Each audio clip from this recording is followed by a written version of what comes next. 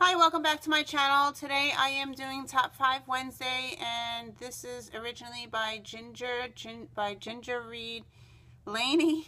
I will link, there is a Goodreads group, I will link the thing below, and today's topic is the top 5 books that made you think. So the first book, I'm looking at 2014 that I read in January, is Attachments by Rainbow Rowell, and that's this one here.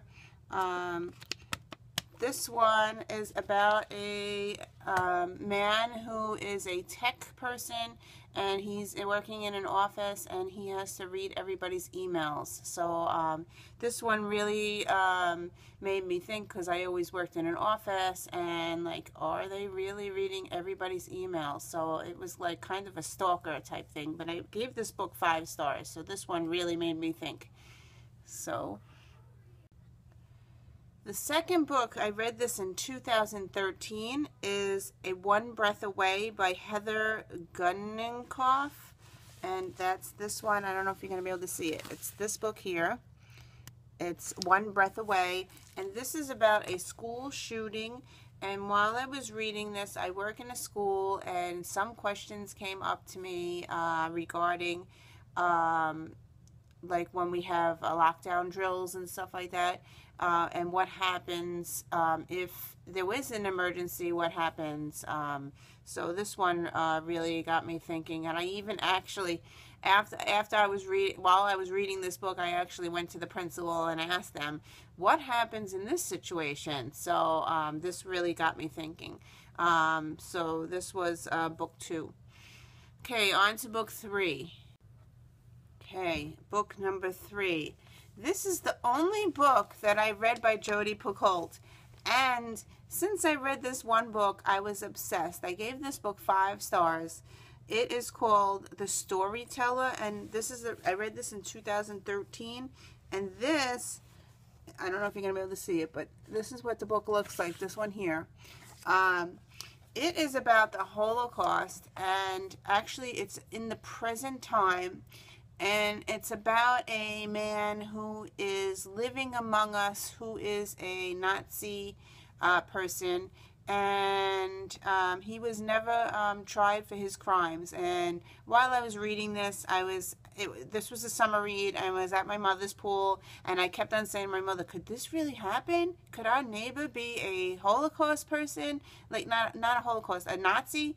Like, are they still living and not being crimed for their crimes? So this one was like a page turner. I couldn't put it down. I'm like, this was, and then since then I've been collecting all of her books, because that book was amazing. Okay, number 4 would be a book that I read in February of 2015, which is a recent book. It's a Wreckage by Emily Bleeker. It's this one. I gave it 5 stars. This is about a plane crash where a woman and a man, both married but not married to each other, the plane crashes, and then they have to have, they do survival on the land, and then they get rescued after 2 years of being on the island, which was really amazing. And it really got me thinking, like, what would I do if that happened to me, and how would I cope with this after they got rescued? Like, how I don't know if I could do what they did in the book. So but it was really amazing, that book, and I gave it 5 out of 5 stars. And number 5 would be a current read that I just read like last month. It's A Vow to Cherish by Deborah Rainey, and I gave this one 5 out of 5 stars. That's this one here. It's called A Vow to Cherish.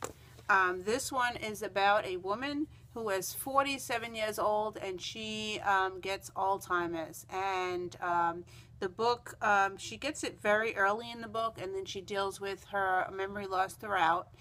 She is married, and she has, I think, 3 kids, but I'm not sure.